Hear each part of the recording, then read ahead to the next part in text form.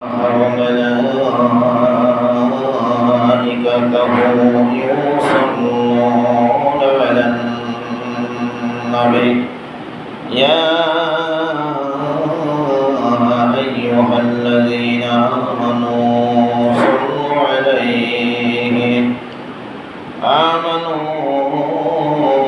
صلوا عليه وسلموا تسليما اللهم صل على سيدنا مولانا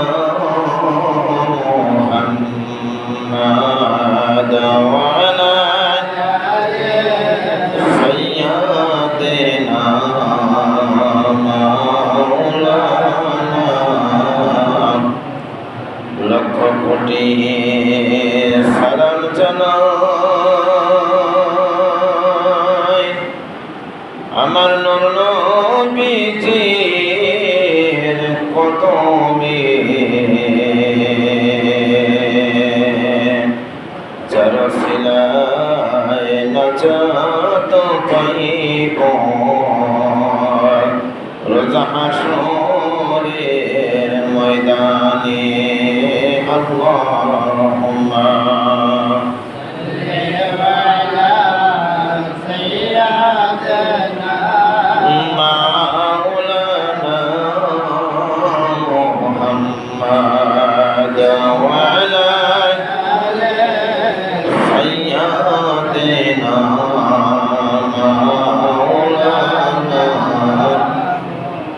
لا إله إلا الله لا إله إلا الله لا إله إلا الله محمد বেলাল খেলে প্রেমের খেলা দিল করে কত জ্বালা বেলাল খেলে প্রেমের খেলা দিল তার কত জ্বালা বেলাল বলে জীবন দিব তব ছাড়ব না কালেমা লা ইলাহা ইল্লাল্লাহ লা ইলাহা ইল্লাল্লাহ লা ইলাহা ইল্লাল্লাহ মুহাম্মাদুর সাল্লাল্লাহু আলাইহি ওয়াসাল্লাম। আজকের এই পবিত্র জুম্মার নামাজ আগত হযরত উলামায়ে কেরাম, মুরাব্বিন ইজান, সম্মানিত মুসলিম কেরাম, আসসালামু আলাইকুম ওয়া রাহমাতুল্লাহি ওয়া বারাকাতুহু। আল্লাহ রাব্বুল আলামিনের দরবারে লাখো কোটি শুকরিয়া প্রশংসা এই জন্য আল্লাহ পাক আমাদের কাছে তার ঘরে হাজিরা দেওয়ার তৌফিক দান করেছেন। কথা ঠিক কিনা? আল্লাহ যদি আমাদেরকে তৌফিক না দান করতো আমরা হাজির হতে পারতাম। আল্লাহ আমাকে সুযোগ দান করেছেন, আল্লাহ আমাকে ক্ষমতা দিয়েছেন, এই জন্য আমি এই কাজটা করতে পেরেছি। এইটির প্রতি বিশ্বাস আর নাম একটা ঈমান। কথা ঠিক কিনা? এখন কাজটা করছি আমি, শক্তি দিয়েছেন কে? আল্লাহ। আর আমি যদি বলি যে আমার শক্তিতে আমি করছি, ওই জায়গায় সে আল্লাহর সাথে কি করলো? বেয়াদবি করলো, মুনাফিকি করলো। কারণ আল্লাহ রাব্বুল আলামিন এই দুনিয়ার জমিনে একমাত্র আপনার আমার কি সর্বক্ষমতার একমাত্র মালিক কে? আল্লাহ। আল্লাহ পাক যাদেরকে দয়া করেন, যাদেরকে মনোনীত করেন এই দুনিয়ার জমিনে আল্লাহ পাক যাকে মনোনীত বান্দা হিসেবে কবুল করেছেন, ওই বান্দাই হক পথে চলতে পারবে। ইচ্ছা করলে অনেক কিছু হয় না, কারণ হেদায়েত তকদিরে থাকতে হবে। কথা ঠিক কিনা? তকদিরে হেদায়েত থাকতে হবে। হ্যাঁ, আবার তকদির পরিবর্তন হয় যদি তদবিরওয়ালা ব্যক্তির কাছে যাওয়া যায়। কথা ঠিক কিনা? এটা রিসালাতের যুগ ছিল, ওলি আল্লাহর যুগ আছে। দেখা গেছে তার তকদির ছিল খারাপ, কিন্তু নেক বান্দার সোহবতে দেওয়ার কারণে তার তকদিরটা পরিবর্তন হয়েছে, প্রমাণ আছে। যাই হোক, গত জন্মে আলোচনা করেছিলাম যে আমাদের কালবের মাঝে আল্লাহ জিকির হলে কি হবে, ওই দিলটা কি জিন্দা হয়ে যায়। আর যার কালবে আল্লাহ জিকির না, ওই দিলটা হলো মুর্দা। জিন্দা দিল আলা ব্যক্তি যখন আল্লাহর ইবাদত করে, ওই ইবাদতের শয়তান অস্বস্তি দিতে পারে না। আর মুর্দা দিল আলা ব্যক্তি যারা ইবাদত করে, কিন্তু ওই ইবাদতের ভিতরে শয়তান অস্বস্তি দিতে পারে। আল্লাহর কিছু গুণমন্ত্রী বান্দা আছে, তাদেরকে শয়তান ধোঁকা দেওয়ার হাজারো চেষ্টা করছে, কিন্তু পারে নাই। কিন্তু আমরা এই ধোঁকায় বিচলিত কেন? আমরা ওই দিল অর্জন করতে পারি নাই। আমাদের দেহের ভিতরে কলব, রুহ, সেল, কপি, আত্মা, নফস, 6টা লতিফা দেহের রাজ্যের ভিতরে আল্লাহ সেট করে দিয়েছে। তার ভিতরে একটা হলো লতিফা কাল্ব। এই লতিফা কাল্বটা চিন্তা হলো তার সমস্ত দেহরটা কি পাক এবং পবিত্র হলো। বাহ্যিক পবিত্র অর্জন করার জন্য উযু, গোসল, পোশাক পবিত্র থাকার শর্ত, কথা ঠিক কিনা? এই আপনি আমি নামাজ পড়তে আসছি, এখন আমার পোশাক যদি পবিত্র না থাকে, এই পোশাক পরে নামাজ পড়লে নামাজ হবে না। এটা বাহ্যিক পবিত্রতা। আর আত্মিক পবিত্রতা হলো আমার কালবে যদি আল্লাহর জিকির থাকে, তাহলে আমি বাহ্যিক এবং আত্মিক দুইটা পবিত্রতা অর্জন করে আমরা এই দুনিয়ার জন্য আমলের জিন্দেগি গঠন করতে পারলাম। বাহ্যিক এবং আত্মিক এই দুইটা পবিত্রতা অর্জন করে যখন একটা মানুষ আমলের জিন্দেগি গঠন করবে, ওই ইবাদত দ্বারা কি আল্লাহ রব্বুল আলামিন এবং তার প্রিয় বন্ধু ওই বান্দার মধ্যে রাজি এবং খুশি থাকবে। সুবহানাল্লাহ। আল্লাহ রব্বুল আলামিন বলেন, এই দুনিয়ার জমিনে আমার এমন কিছু মনোনীত বান্দা আছে, যেই বান্দারা সর্বদা হক পথে চলে, শুধু তাই না, আমার বান্দা আমার ইবাদত করতে করতে এমন নিকটবর্তী হয়ে যায়, ওই বান্দার হাত আমি আল্লাহর হাত হয়ে যায়। আমার ওই বান্দা আমার ইবাদত করতে করতে এত নিকটবর্তী হয়ে যায়, ওই বান্দার মুখ আমি আল্লাহর মুখ হয়ে যাই। আমার এমন এমন কিছু মনোনীত বান্দা আছে যারা আমাকে রাজি খুশি করার কারণে ওই বান্দার এত নিকটবর্তী হয়ে যায়, ওই বান্দা যে চক্ষু দেখায়, ওই চক্ষু আমি আল্লাহর হয়ে যাই। একবার বলো তুমি আল্লাহু আকবার। ওই বান্দা যে হাত দিয়ে কাজ করে, ওই হাতটা আমি আল্লাহর হয়ে যাই। ওই বান্দা যে চক্ষু দ্বারা তাকায়, ওই চক্ষুটা আমি আল্লাহর হয়ে যাই। ওই বান্দা এই দুনিয়ার জমিনে যত কার্যক্রম করে, ওই বান্দা এই দুনিয়ার জমিনে হক পথে চলার কারণে আমি আল্লাহকে রাজি খুশি করার কারণে ওই বান্দা এই দুনিয়ার জমিনে মনোনীত বান্দা হয়ে যায়। আমার ওই বান্দা যত কাজ করে না কেন, ওই কাজের ভিতরে আমি আল্লাহর খাস রহমত নিয়ামত বিদ্যমান থাকে। সুবহানাল্লাহ। এজন্য ব্যক্তি ভিতরে পার্থক্য আছে, মানুষের ভিতরে পার্থক্য আছে, কথা ঠিক কিনা? সম্মানের ভিতরে পার্থক্য আছে, সম্মানের ভিতরে পার্থক্য আছে না? এলাকার একজন মুরব্বী, একজন মাতব্বর, একজন গণ্যমান্য ব্যক্তি, তার সম্মান সাধারণ ব্যক্তি চেয়ে বেশি না, কারণ সে এলাকার সম্মানিত ব্যক্তি, কথা ঠিক কিনা? একজন হক্কানি ওলি আল্লাহ, তার সম্মান সাধারণ ব্যক্তির সম্মান এক হবে না। একজন হক্কানি আলেম, তার সম্মান সাধারণ মানুষের সম্মান এক হবে না। অর্থাৎ এই জন্য বলে এলেমটাকে আমলে খাটাইতে হবে। আলেম আছে, কিছু কিছু আলেম আছে, তারা দেখা গেছে একদম মূর্খ মানুষ, তারা খারাপ, কথা ঠিক কিনা? তাদের দ্বারা কি সমাজের ক্ষতি হইতেছে।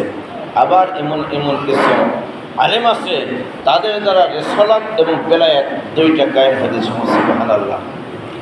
রেসালাতের কর্ম, বেলায়েতের কর্ম, তাদের দ্বারা কি এই দুনিয়াতে অগ্রদল চলতেছে। আমি যে কথা বলতেছিলাম, আল্লাহ কি বলতেছে, আমি দুইটা কোরআনের আয়াত তেলাওয়াত করছি, এই ব্যাখ্যা করে আজকের আলোচনা শেষ করব, কারণ তোমার আলোচনা সংক্ষেপ। আবার আল্লাহ এখন বলতেছে, আল্লাহ রাব্বুল আলামিন বলতেছে তার বান্দার উদ্দেশ্যে, বিসমিল্লাহির রহমানির রহিম, ইয়া আইয়ুহাল্লাযীনা আমানু হাল আদুল্লুকুম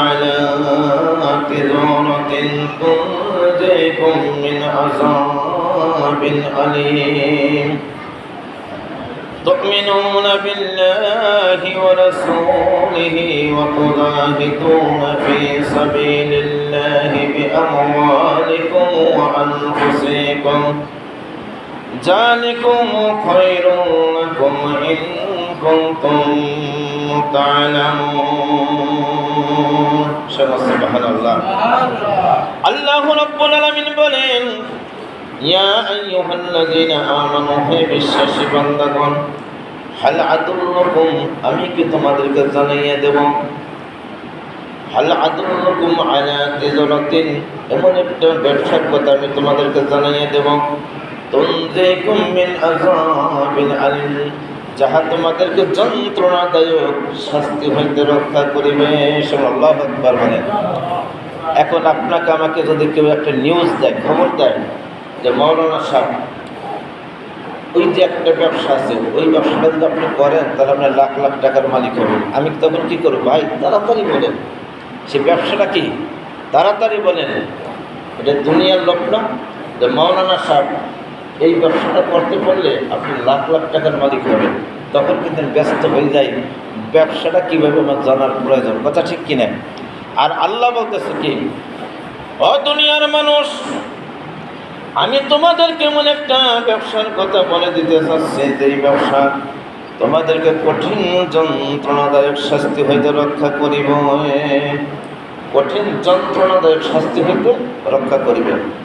এবার আল্লাহু রাব্বুল আলামিন বলেন তুমিনুনা বিল্লাহি ওয়া রাসূলিহি ওয়া তুজাহিদুনা ফি সাবিলিল্লাহি বিআমওয়ালিকুম وأنفسكم ذلكم خير لكم إن كنتم تعلمون আল্লাহ রাব্বুল আলামিন বলেন তুমিনুনা বিল্লাহি তোমরা আমি আল্লাহর প্রতি বিশ্বাস স্থাপন করো, ওয়াতুজাহিদুনা ফি সাবিলিল্লাহি তুমিনুনা বিল্লাহি ওয়া রাসূলিহি আমি আল্লাহ এবং আমার রাসূলের প্রতি বিশ্বাস স্থাপন করো।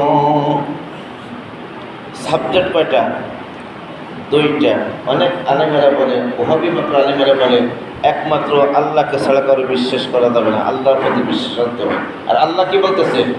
তুমিনুনা বিল্লাহি ওয়া রাসূলিহি তোমরা আমি আল্লাহ এবং আমার রাসূলের প্রতি কি বিশ্বাস স্থাপন করো। সুবহানাল্লাহ। তুমিনুনা বিল্লাহি ওয়া রাসূলিহি তোমরা আমি আল্লাহ এবং আমার রাসূলের প্রতি বিশ্বাস স্থাপন করো।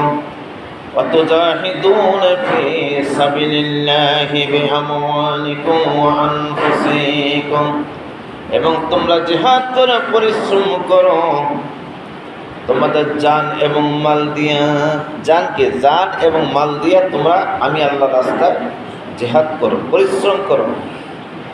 যালিকুম খায়রুল লাকুম ইন কুনতুম তা'লামুন এটা হবে তোমাদের জন্য সবচেয়ে উত্তম কাজ, ভালো কাজ যদি তোমরা বোঝো। সুবহানাল্লাহ। এখন আমি আল্লাহ প্রত্যেকে জিহাদ করো বিআমওয়ালিকুম ওয়া আনফুসিকুম তোমাদের জান এবং মাল দিয়ে। এখন জানের কি? এই যে বাড়ি থেকে আসছেন নামাজ পড়ার উদ্দেশ্য না, জুম্মার আযান হয়েছে, মুয়াজ্জিন আযান দিয়েছে, হাইয়া আলাল্লাহ ফালাহ,